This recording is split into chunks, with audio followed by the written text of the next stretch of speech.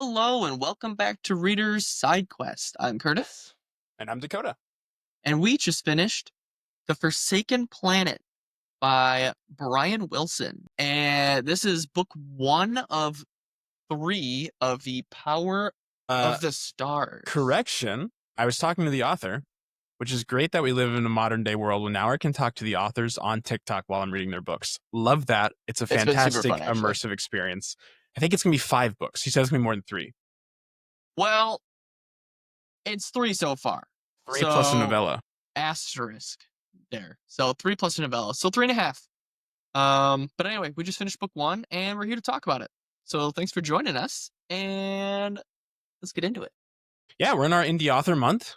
We Cool. did Rise of the Infected, and then we read Forsaken Planet, and we have also read, or maybe we haven't. You'll have to watch for our review.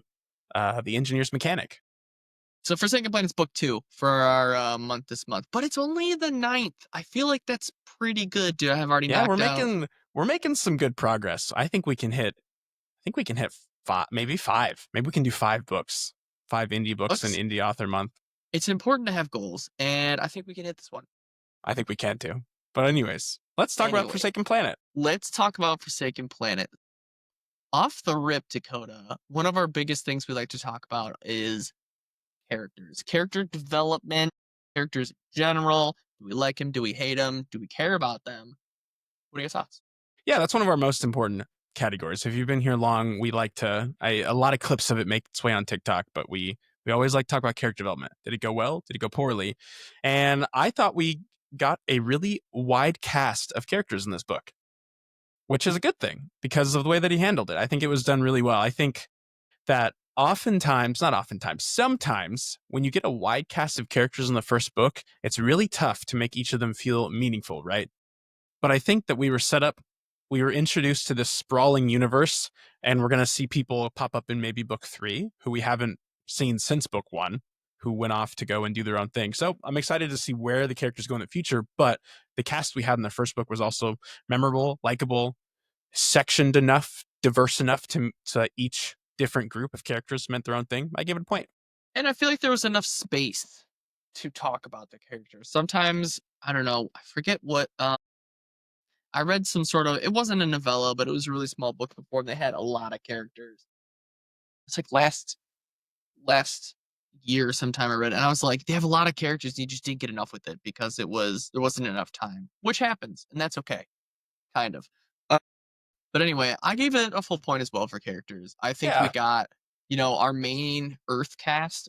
We're diving into spoiler territory here now. This is that's not a true. spoiler free review. So if you want to read this book and don't want to know about it ahead of time, don't leave. Maybe just be on mute and just watch our video and watch our Go faces to because we're If you fun. want to watch this with no spoilers, go to TikTok. We're usually TikTok and pretty good Instagram. about putting the clips being no, spoiler free, but the full YouTube video, we like to talk about the whole book. So here we are. Spoilers in 3, 2 now.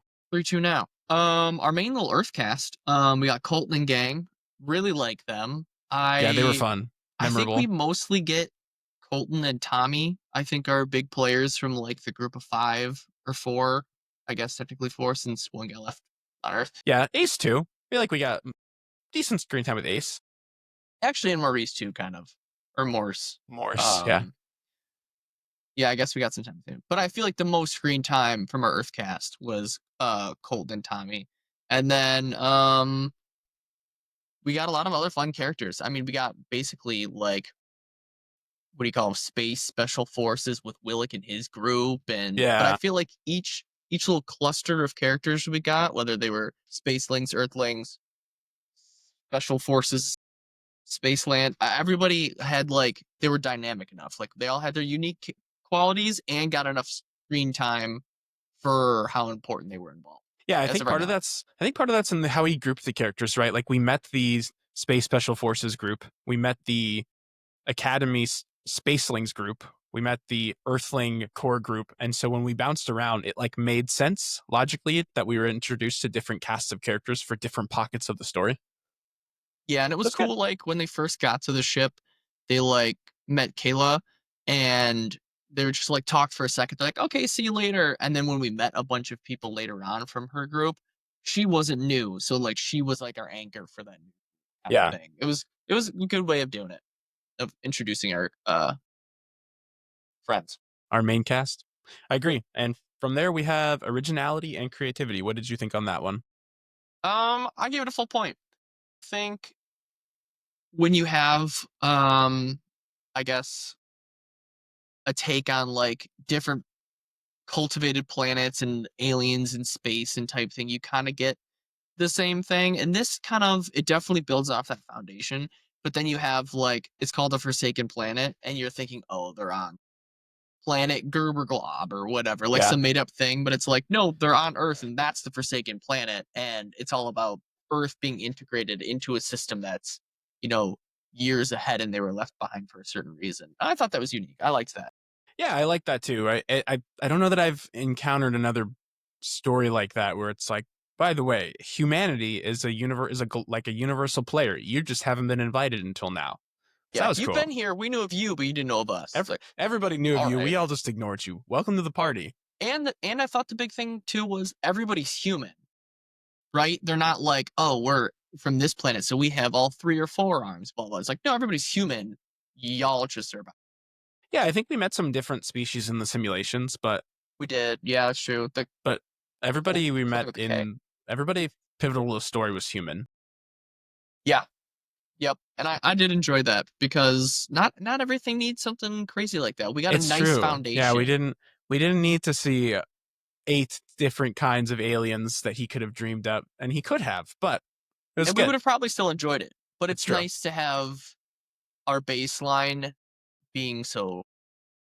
Agreed. But I gave it a point there as well. I really liked the concept of Solara and the power of the stars. That was really cool. I like Yeah, the unique ways that the characters used it. I like seeing how the spacelings were more adept with it because they've been using it their whole lives, and then the Earthlings were like, "What do I do with this?" So that's cool. Enjoyed that it. was cool. 1 point Uh, there. story ended wrap up. How did you feel? Give it a point there as well. I thought that everything that book one set out to do was complete. And I liked the way that the spoilers that he had his vision with the prophet that confirmed all of the feelings of inadequacy that he had throughout the book. So I'm excited that moving forward we can explore Colton as the chosen one, and it's no longer like, is it really me? Because I would have been it could have been frustrating to watch that idea be dragged out for like 3 books, and you're like, is it him? Is it not him? And then like, what if the theme was it really wasn't him all along, but it didn't matter? None of Yeah, that happened. It was nice to know that he is the chosen one. I thought the big items from the first book were wrapped up and that it left room for moving forward.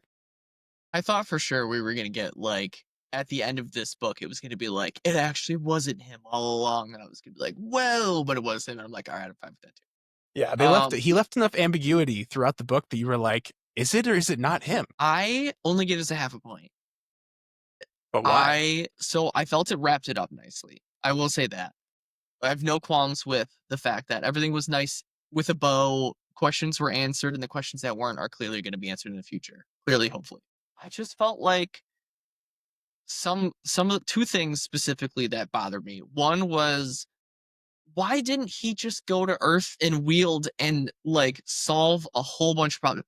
All there was a whole bunch of talking points where it was like, oh, we don't know what to do. Everybody saw what's his name, the Heart of Flame. Heart of Flame wheeled on Earth, and so he's the only one we know that can do it. There's no other way to prove it. Just bring Homeboy to Earth and film him doing it. It would have solved so many. I know we're doing that in the second book, but But I felt like this also, definitely could have just happened. they also made a valid point that they didn't do that. They didn't want to do that right away until they didn't want to do that until he learned how to use the power. I know, and I agree with that. But we were like 75% in where they brought it up again why they couldn't go, and I'm like, brother, bow and wield on your planet. That's true. Not really a big deal because it was all for a purpose, but in my head, I'm like, we've heard this 4 times already. Just go do it. I'm waiting for the next book when he goes to Earth to be like, he really can't do it. He has to learn how to wield on Earth. There's a big secret to how you can or can't wield on Earth, and it's going to be like To unlock my potential. a whole mind thing all over again. Yeah. But all right, I could see that. Half point. You wanted a more explanation out of that. My only other issue was, and I think it was a plot armor issue, which had to be there. But he fights the Heart of the Flame on this ship, right? And he goes, and the Heart of the Flame's like, You blocked my blast. I guess we just have to leave you behind, bro. Just nuke the kid and leave. Like, if you're that worried about it, he goes, no, this will be fine. My arch nemesis, that is literally the other person that could be part of this prophecy. I'm just gonna put you in the cargo bay and send you on your merry way.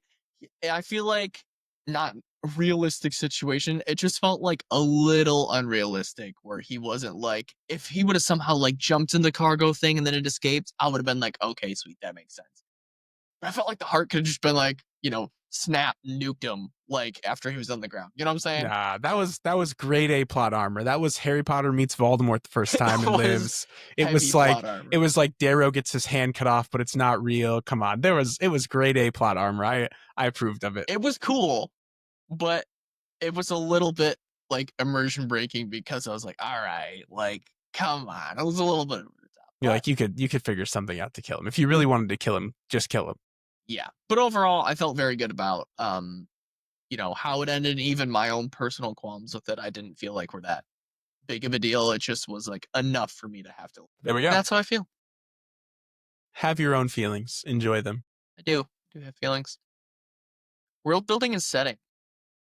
I guess this is the easy point for me. Yeah, me too. It I was feel good. like I enjoyed getting the description of Ventara, the planet, and like the purple hue to uh, things, and it was cool. I even liked. even like when they're moving from thing to thing, like, oh, they got into the ship and the ship was described really well. Like, I could, it's one of those things where when you're reading, you could picture everything happening along the way, which doesn't sound like a big deal, but there was no, like, it wasn't clunky. Like, you could tell everything that was there had a purpose and was described enough to where I could picture it, Yeah, and I could fill in the holes because of how well everything else was put together.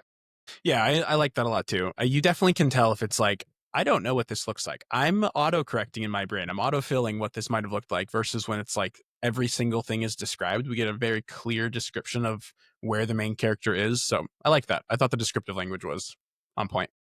Yeah, and the setting's cool. I mean, we're on Earth, which is like, just, it's Earth, but it's also like in this huge system of things, and we get to go to other planets that are like Earth but cooler because of different things. Because they use magic, Yeah, which is obviously cooler. yeah. The whole idea that it's like these planets all developed and Earth was developing similar to these planets because they influenced Earth. It's pretty cool. Yeah, I liked it. World building setting was good. Pacing, you didn't like the pacing at all, huh? You felt like this was slow and you were like, I can't get through this book. It took me so long to read. It took me a whole, was it 2 days, 3 days to finish it? Yeah, we Yeah, it was powered through this. I this felt was like pacing was great. pacing was very good. Yeah, it was a page turner. It's a Certified page page turner. turner. I feel Easy like point pacing is there. one of your big things. I feel like you pick out on it faster than I do when you're like, all right, this is slow. I'm like, no, I'm having a good time. You're like, this is slow. But this one, I feel like you were like, hey, so I'm going to finish this tomorrow. Yeah, I read it quick. I hate It's those funny. texts. I read quicker than the average bear. Slow. I don't know. Maybe because of that pacing is like it's my ADHD brain. Pacing when it feels slow, even if it doesn't take me long, I'm like, it feels slow. But when it feels quick, I'm like, anyways, the book is done. I finished it. That was a So 5 minutes. It's gone. Ate it for breakfast. this years of work you put into this, I finished it in a day. Dang. That's the unfortunate thing is waiting for sequels. And it's like, you wrote that for years and I ate it in 10 minutes and I need more, please. Well, then we have to like reread because it's like you're taking your time. And I love that for you and for us. But I don't remember what happened. Even though I loved it, my brain's like, all right, we read like 30 other stories at least Yeah, before your book came out. it's true. It's a good problem to have if you have to Total pick a side problem. tangent, but like Red God's going to come out. And how many books has it been since you read Red Rising? It's been at Like, least 2 years. because you read all the we read all the Cosmere together last year. We've read I together read, like 25, 30 books this year. so end of 2023, November and December of 2023 is when I finished Red Rising for the first time. And we're not getting it till summer next year.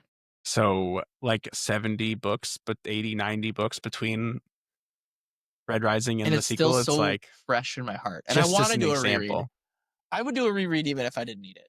Yeah, it's true. But anyways, back to Anyways, Forsaken Planet. here we are again. Yeah, we both gave it a point for pacing structure. It was good. We devoured it. It was delicious. I want more. Give me seconds. Emotional impact. I What'd you give it? I gave it a point here. I think it's difficult when you kill a character at the beginning of a book to make it relevant because I don't have any emotional connection to that character yet. Mhm. So I did enjoy that TJ, the friend that was tragically, brutally slain, is an emotional anchor for the Earthcast throughout the story. I enjoyed that his death meant something throughout the whole book, and it wasn't just this guy's dead. Feel something. Anyways, moving on. But so and then the relationship that Colt had with Kayla, enjoyed that too. That was moving, and his like ties from that to Willick, and go after her, go That was after the big. relationship while you can, and then how his story was tragic. But emotional impact did it for me. I felt like there was a lot of pockets of emotions throughout it that were meaningful. Yeah, I give it a point as well. All the points you mentioned, but at the same time, I felt like even I felt like things like during the battle, like I was kind of like sweating a little bit, like when they were going through one of the trials and like everyone was getting like squished by these rocks and they're running around and they get to the end and there's still some people there or whatever the baddies were called, the aliens. And like only four of them made like I was sweating during all that. Like Yeah. that's big emotional impact too. Like I want to feel things during like battle. I want to sweat when they're sweating. I want to be nervous Yeah, for the characters. I want to not know whether or not someone's going to live or die, right? That's peak emotional impact right there. It's And you know, like, and you know what felt good about this book too is I feel like my brain like predicts things really quick. Like I try not to. My brain's like, oh, I bet you this happens. And like this book, I wasn't trying to do that. Like I was reading it yeah. as I was going, which I like in a book. I feel like That's one that of the did a big good things job. about pacing and storyline for me is am I trying to predict it and am I right or wrong? So the not predicting it and more just being like immersed is great, and then also not being right? Like not having a book that's like, I saw the patterns in the first 5 pages. I know what's happening. Yeah, that's true. But sometimes it's hard when you write all the time, That's true. It's true. which is never me. I'm never right all the time. But I like I to don't think I know. am. Yeah. Writing style and prose is next. How'd you feel about that? It was good. I Me too. thought I can't tell if I feel like it was YA or not. The beginning made me feel like it was kind of gonna be like a YA story, but it kind of got more adult themes along the way. At the end, but I felt like that middle ground between YA and like adult fantasy book, I felt like it was perfect for what it was trying to be. I guess I don't know where I would have Yeah, put the it, prose was but clean. it The was prose was good. good.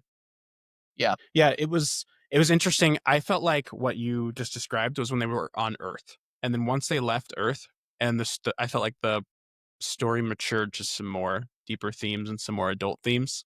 But when they were first on Earth, it was like college kid and his friend and his buddies who were hanging out, and I was like, where are we going here? Are we gonna have like a mature or immature MC? What are we gonna see here? Think because everything was like we were at like a training ground, like this Hmm. kind of felt like a YA version, but I feel like these next books coming up because they're actually going to be in the war, it's going to be more like it's more heavy. More gritty. Yeah, not that this one wasn't at times, but I don't know. I guess I don't really know where to put it, but Yeah, I think he showed that he's not afraid to be gritty. no. The I think he was descriptions easing and us into it. battles and yeah, we were building up to it. Yeah, So which I I have agree no with you. problem with it, and I like YA books as well. I just think that this was definitely like we started here and we're ramping up. Yeah, agreed. Storyline. I mean, that's I felt like this was a clear Yeah, like I easy was point. in with the characters from the beginning. I was like, "We're fighting for Earth." I'm in. Play some, oh man, some Super Earth, some Ba, Helldivers ba, theme ba, music, ba, ba, or ba. Super Earth. Yeah, no, the storyline was great. I love, going to space is always great. I love basically like training arcs. Like we're going to like this Yeah, institute to learn our powers. We're figuring out like what we can do. We're making our like allies along the way. Chosen one tropes. I love all this. it's true. Agreed. Yeah. What are you not gonna From there, meaningful themes and depth. I meaningful give it. themes and depth? Yeah. What Yeah, what do you got? I gave it a point here too. Lots of themes. I felt like he did a really good job talking about judgment and based on someone's background versus action without making it inherently political or racism based. Like I think he did a good job exploring the theme of they're inherently different while they're inherently the same. And people should be judged and evaluated based off their actions, not just where they come from. I feel like he did a really good job of making it that without it being like an inherent political agenda, you know? Yeah, I felt like in the book it was a political agenda, but I didn't feel like Right. I was being preached at Right, right, right, type right, right. thing. Yeah, yeah, I see Right. what you're saying. Yeah, because Yeah, it they mattered for the book and it was great for the book and it was a great theme for the book. And I didn't also feel like he's like, and look at today's political landscape through this book. no, no, it was just something that was happening in the book, and you're like, wow, that's shitty. But it wasn't like, teaching or preaching type thing. I thought it was very good. And I think themes need to be that. Themes can be obvious and still be good, like this one. And yeah, I mean, you have like friends that you stick by their side their entire time. I guess I wouldn't call it found family, but just like friends that you Yeah. have, your ride or dies. You're with them Chosen till one the end. themes, Yeah, chosen one themes are always great. the power inside of you, all that stuff. Yeah, you can do it if you believe. Believe in yourself. Um, but yeah, I gave that a full point. Rereadability. No, no, I struggle with this every review. Rereadability and lasting impact. That's a point for me. I lasting impact. I really enjoy the series. I think we definitely get some fun. How do I want to say it?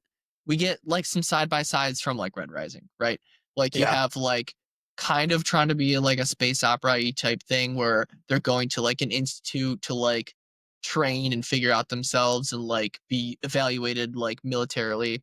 And I like that. And that's kind of what I like to read. So I'm like, Lasting Impact, I'm like, all right, I know I'm gonna like this story. Like this Yeah. is my vibe. Agreed. And I think that's where uh the readability comes in. Yeah, I gave it a half point here, and this might be nitpicky, but to me, it's more like a I don't know where we're going yet because I haven't read the other books. So while it had a lasting impact, and I think the world's cool, if I only had book one, would I reread book one over and over again? I guess that's fair. So that's I gave it a half point here because I liked it a lot. I really enjoyed it. Lasting impact, the world stuck in my brain. I can't stop thinking about it, but I don't know where it's going yet, which makes it hard. And that's inherently, I think, a little unfair, a little biased because it's a series, right? Like it's not wrapped up in one story. So where are we going? So how is it fair of me to give it a half point? I don't know, but is it my opinion? It is. Would you read this again if it was just this book? You knew there was nothing else. Well, Mm. I'm like I know obviously it like leads into something else, but like if this was just the only book out, would you be like, I would read this? Probably. The simulations are cool. Would you? Um, I think if it was I think I would. I liked the story in and of itself. I think that if this was just like an isolated thing, I think there was enough cool things that happened that I could be Yeah. like, wow, I would come back to this. Yeah. It was a good story. All right, so But with Dakota, that, we give gave it it, 1.5 each. yeah, I think we both gave it 9.5 out of 10.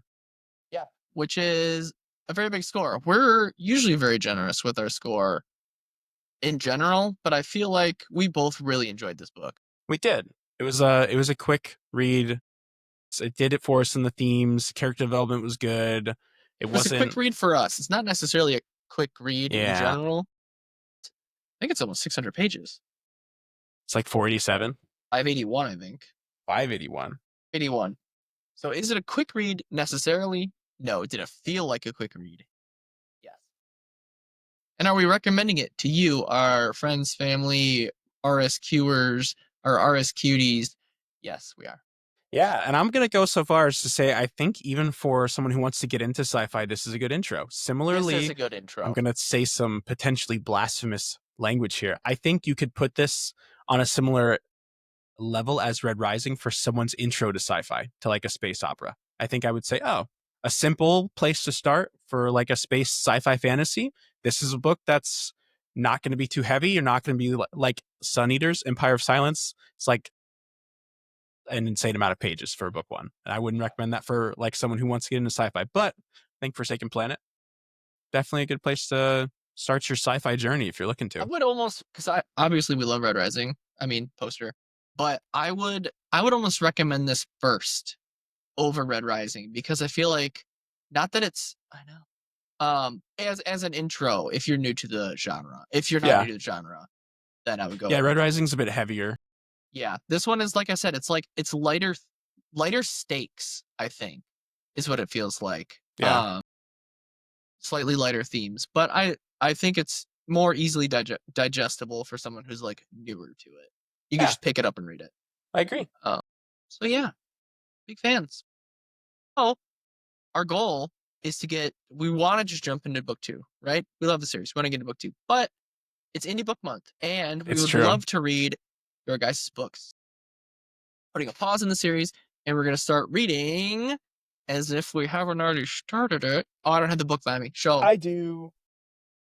The Engineer's Mechanic by L.K. Winter. Um, LK, that's actually two different people. I'm a Yep. piece of garbage and I don't Ah, remember their names. Lando That's and Corey. Lando and Corey. Last They wrote video, this you book. said you were so much smarter than me. Here I am to prove that that's not the case. Well, yeah. Anyway, ignoring Dakota. This is what we are reading next. Slash, definitely haven't finished yet. Um, after that, we will be spinning the wheel Dakota has behind him to figure out our next indie book because at the time of the recording, we have 71 different books. So we're going to go ahead and jump right into the next book so we can read more of y'all's cool worlds, characters, settings, stories that you've created for us. Yeah. So look out for our other reviews. You'll see an engineer's mechanic review come soonish after this, and then a wheel spin video, Shortly. and then you'll see what we get to for the rest of Indie Author Month. Yeah, we're chugging along, having fun. All But right. I think that's it. Thank you guys very much for watching. Thank you, Bryan, for your book. And we will catch you next time on RSQ.